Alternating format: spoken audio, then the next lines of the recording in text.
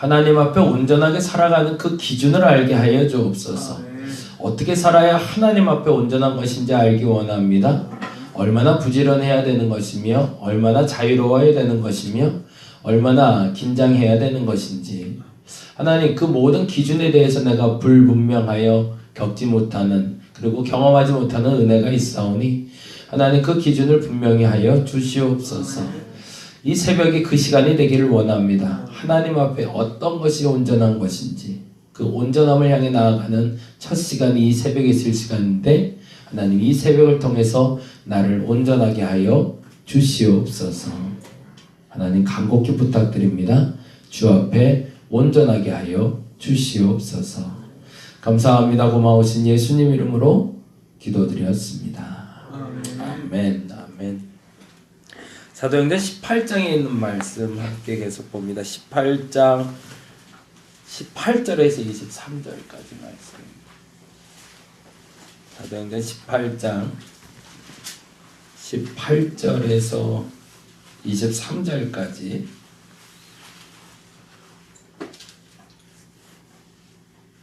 다 같이 한 목소리로 읽도록 하겠습니다. 바울은 더 여러 날 머물다가 형제들과 작별하고 베레토 수리아로 떠나갈새 브리스길라와 아굴라도 함께 가더라. 바울이 일찍이 서원이 있었으므로 갱그라에서 머리를 깎았더라.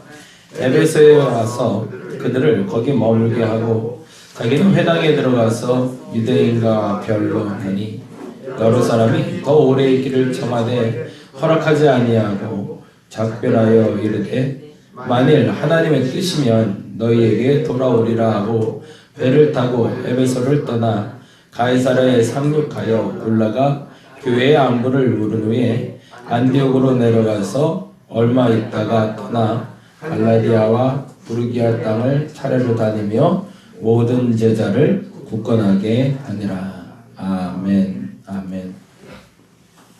조금 다른 상황이 벌어지고 있음을 우리가 좀 감지할 수 있어야 되는데요. 18절에 이런 단어에 조금 주목했으면 좋겠습니다.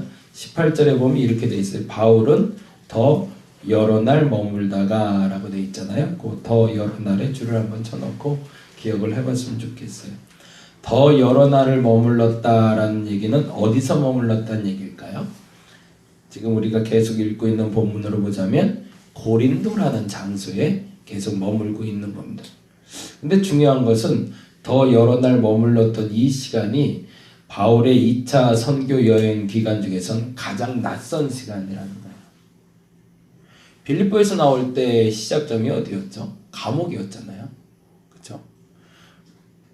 그리고 지금까지 여행을 하면서 한 번도 정확히 말하면 그의 선교의 여정 중에 마지막에 좋았던 적이 한 번도 없었어요. 도망쳐 나오듯이 아덴에서 빠져나왔고 그리고 다른 지역에서는 매 맞다가 죽을 뻔하다가 도망쳐 나오고 아니면 어느 곳에서는 죽은 줄 알고 사람들이 버려놨는데 버려놓은 사도 바울을 제자들이 걷어다가 갖다 놨더니만 하루아침에 이제 좀 정신이 나서 다시 떠나는 이러한 형국이었지 정말 멀쩡한 정신에 멀쩡한 육체를 가지고 다른 지역으로 옮겨본 적이 없었거든요. 근데 이 고린도에서는 이상한 일이 벌어진 거예요. 어제도 말씀드린 것처럼 갈리오라는 총독이 선포를 해버렸거든요. 만약 유대인의 종교와 유대인의 법 때문에 너희들이 내게 법정으로 온 거라면 나는 상관 안 하겠다. 그건 너희들 문제니 너희들이 해결해라 라고 얘기해버렸단 말이에요. 그리고 그 법이 선포되고 난 후에 사도 바울에게는 유대인들이 이제 그 누구도 해코지를 못하는 상황이 되어버린 거죠. 그러고 나서 그날 나는 변호를 좀 해야 되는데 변호도 못하고 나왔는데 말 한마디 못하고 나왔는데 사람들이 나를 두려워하기 시작하는 거죠. 그리고 날 건드리면 안 되는 사람이 되어 있던 거예요. 왜 그랬을까요? 두 가지 이유 때문이었습니다. 첫째는 갈리오 총독의 선포도 있었지만 사실은 사도 바울은 로마 시민권을 가진 사람이거든요. 그러니까 유대인들이 건드릴 수 없는 존재로 변해 있는 나를 발견한 거죠. 근데 그게 바울의 의지였을까요? 아니었던 거죠. 바울이 뭘 잘해서였을까요? 그게 아니었다는 거죠. 어제 말씀드린 대로 바울이 그 1차 선교여행과 2차 선교여행을 지나가면서 본인이 스스로 깨달은 게 있었던 거죠. 복음을 전하는 데 있어서 그가 앞으로 행하는 데 있어서 무엇을 의지해야 되는지, 무엇을 중심으로 삼아서 내가 나가야 되는지를 가르침을 받는, 그 가르침의 수업료를 매맞고 정신적인 고통을 받으면서 나갔던 여정을 통해서 배웠던 거죠. 그리고 그 수업이 이제는 끝나는, 말 그대로 그 기말고사가 끝나는 날이 바로 고린도의 갈리오 총독 앞이었던 겁니다. 여러분 가운데 계속 반복되는 일이 혹시 있으신가요? 했다가 그 일이 또 찾아와요. 그리고 또 문제가 돼요. 그리고 또 시작을 했는데 또 그 일이 또 문제가 돼요. 사람과의 관계에서도 사람과의 관계가 좋을 것처럼 항상 좋다가도 항상 어느 한 부분에 딱 걸려요. 그래서 매듭이 지어 있는 것처럼 그 앞으로 더 전진이 안 돼요. 그럼 보통 어떻게 하시나요? 그 자리를 돌아가기를 원하죠. 도망치기를 원하거나 회피하려고 합니다. 그리고 이제 더 이상 전진하지 않고 멈추게 되는 거죠. 사도 바울에게 계속 그 일이 반복됐던 겁니다. 유대인은 회당에 들어가고 어떻게 되죠? 거기서 말씀을 전하면 두들겨 맞고 도망가고, 유대인은 회당에 들어가서 복음을 전하다가 두들겨 맞고 도망가고, 그래서 고린도에 가선 유대인의 회당에 들어가지 않고 이방인에게 현학적인 말씀으로 복음을 전해봤는데 이제는 육체적인 고통이 아니라 정신적인 창피를 겪고 도망가고, 이 모든 과정을 통해서 그가 깨달아 알게 된 게 18장 어제 말씀드린 거죠. 5절 말씀이었죠. 18장 5절 말씀 같이 한번 읽어봅니다. 18장 5절입니다. 읽겠습니다. 시작. 실라와 디모데가 마게도냐로부터 내려오매 바울이 하나님의 말씀에 붙잡혀, 거기다가 우리가 줄을 쳐놨었죠. 첫째, 바울이 알게 된 게 있죠. 이제부터는 내가 말할 때마다 행동할 때마다 뭐가 앞서야 된다? 하나님의 말씀에 붙잡힌 것이 시작이어야 된다.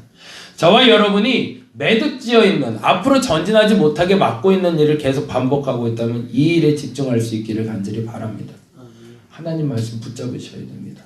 근데 정확히 말하면 내가 하나님의 말씀을 붙잡는 게 아니라 그 말씀이 나를 붙잡아줘야 됩니다. 그럼 어떻게 해야 될까요? 습관이라는 게 그래서 중요해요. 제가 지금 갈등되는 게 있어요. 그게 뭐냐면 어느 정도 성도들에게 강조를 해야 될까? 정확히는 강요해야 될까? 얼마나 강요하면 습관이 될까? 얼마나 강조해주면 습관이 될까? 어떻게 하면 이게 익숙해질까? 왜냐하면 그게 그를 넘어뜨리지 못하게 하는, 사단이 공격해도 넘어지지 않는 철옹성을 쌓는 계기가 되기 때문에 그렇습니다. 그래서 그 일을 만들어주기 위해서 새벽 예배를 하는 거고, 성경을 보라고 얘기하고, 기도하라고 말씀드리고, 전도하라고 예배드리고, 그리고 예배드리거나 혹은 교제를 하면서 그리스도 안에서 참된 습관을 만들어가라고 얘기해야 되는데, 얼마나 강조해야 되는 것이며 얼마나 강요해야 되는 것이며 얼마나 안 하면 혼내야 되는 것인지 칭찬해야 되는 것인지 사실은 아직은 기준은 모르겠어요.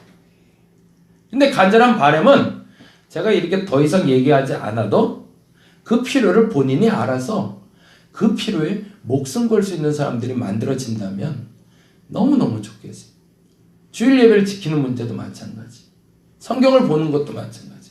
문제가 발생해서 찾아오는 사람들의 대다수에 보면 공통적인 특징이 있어요. 성경 안 봤어요. 기도 안 했어요, 사실은. 근데 고민돼서 찾아왔다고 해서 들어보면 정작 그 일이 지속되지 않았던 상황에서 벌어진 일이에요. 근데 본인만 몰라요. 본인은 예배에 온전하지 못했어요.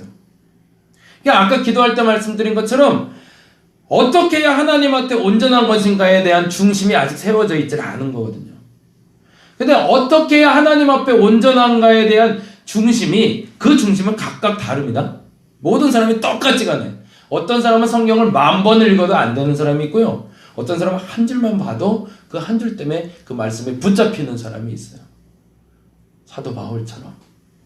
근데 어떤 사람은 죽으라고 성경을 봤는데도 말씀이 붙잡아주지 않는 사람이 있어요. 그러면 어떻게 해야 될까? 포기해야 될까요? 아니요. 말씀이 나를 붙잡아줄 때까지 멈추지 말아야 되거든요. 근데 말씀이 나를 붙잡지도 않는데 내가 말씀을 붙잡다가 말씀이 안 잡힌다고 그냥 멈춰버리는 거예요. 사도 바울의 이상한 경험이 이때 발생한 겁니다. 그동안은 이 사람은 말씀을 상고하는 분이었거든요. 아주 깊이 알았건 이방인에게도 하나님의 말씀을 선포한 데 있어서 탁월한 능력을 발휘했던 사람인데 그동안은 뭐 했던 거죠? 내가 말씀을 붙잡았던 거죠. 근데 뭐가 지금 발생한 거죠? 말씀이 나를 붙잡는 경험을 한 거예요.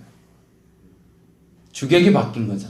그동안은 내가 말씀을 붙잡으려고 말씀을 읽어왔다면 이제는 그 말씀이 나를 붙잡고 끌어가고 있는 경험을. 그리고 나서 두 번째 경험이 이거였습니다. 유대인들에게 그러다 보니까 예수는 그리스도라 밝히 증언할 수 있는 자신감이 생겼던 거죠. 그동안 예수를 전했던 것과는 조금 달랐던 거죠. 뭐죠? 그동안은 그 말씀을 내가 붙잡고 싸웠던 건데 이제는 그 말씀이 나를 붙잡고 복음을 전하게 됐는데 결과가 완전히 달라진 거예요. 예전에 내가 말씀을 붙잡고 견제했을 때는 사람들이 나를 공격했는데 말씀이 나를 붙잡기 시작하고 내가 그리스도를 전하니까 그 말씀이 나를 보호하기 시작하더라는 거죠. 그래서 유대인들이 나를 공격을 못하는 거예요. 대적은 하는데 욕은 하는데 비난하고 싶은데 나를 건드리질 못하는 사람으로 변해 있는 거죠. 그건 갈리오 총독이 나를 보호해 준 게 아니라 그 말씀이 방어막이 돼서 나를 지키고 있음을 사도 바울이 알게 된 겁니다. 자, 이렇게 됐을 때 사도 바울의 고백을 이렇게 듣게 됩니다. 6절 한번 볼까요? 6절에 이렇게 얘기합니다. 역시 그들이 그를 대적했습니다. 근데 이제는 바울의 태도가 달라졌죠. 그들이 대적하여 비방하거늘 바울이 옷을 털면서 이르되 너희 피가 너희 머리로 돌아갈 것이요 나는 깨끗하니라. 이후에는 뭐래요? 이방인을. 그러면 이제는 유대인의 회당에 가겠다는 얘기예요? 안 가겠다는 얘기예요? 이제 치사해서 너희들 했더니 두 번 다시 안 가 그랬잖아요. 야, 내가 이 정도까지 이건 얼마나 당당한 거예요, 그렇죠? 내가 말씀에 확 붙잡혀 보니까 니들이 봤던 말던 건 니들 상관이고 나는 할 거 다 했어. 나 이제 갈 거야 라고 했다는 거예요. 그럼 이제부터는 유대인의 회당에 안 가야 되는 거잖아요. 그렇죠? 이 얘기를 하려고 지금 계속 이 설명을 했어요. 근데 어디로 가고 있는지 보세요. 18절 다시 봅니다. 18절. 바울은 더 여러 날 머물다가가 아까 무슨 말이라고 그랬죠? 이상한 일의 경험. 이제는 고통이 없어요. 정신적인 고통도 없고 육체적인 고통도 안 오는 거예요, 나한테. 내가 예수를 전할 때마다 공격했던 애들이 어디 갔는지 조용해요. 그리고 편하게 머물다가 고린도를 떠나온 게 정말 환송받으면서 가는 상황이 벌어지니까 여러 날 동안 고민을 한 거죠. 이게 뭐지? 이게 아마도 사도 바울에겐 매우 중요한 깨달음이 내가 말씀에 붙잡힌다는 게 뭔지를 알게 된 거죠. 이제 말씀을 내가 붙잡는 것이 아니라 말씀에 붙잡힌다는 것을.